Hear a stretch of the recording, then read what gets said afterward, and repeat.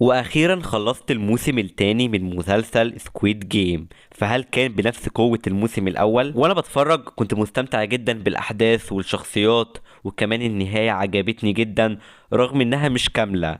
وده يخليني اقول لكم ان النص الاول من الاحداث هو فقط اللي اتقدم في السيزون ده.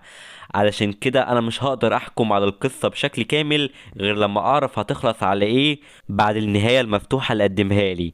اما على مستوى الالعاب كانت متميزة.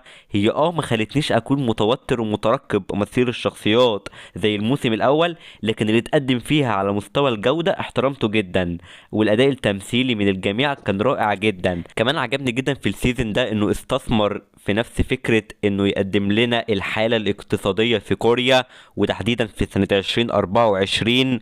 وكمان شفنا يا جماعة فكرة ان ازاي غريزة البقاء هي اقوى غريزة عند الانسان، وانه بيعمل المستحيل علشان ما يموتش ويفضل على قيد الحياة. حتى بقى عناصر المسلسل على مستوى الالوان والصورة والديكورات وابعادها كانت ممتازة وفوق الوصف. مشكلتي مع المسلسل انه ما كانش فيه عنصر الصدمة والمفاجأة اللي كانت في الموسم الاول، وفي بعض القرارات اللي كانت غير منطقية من بعض الشخصيات.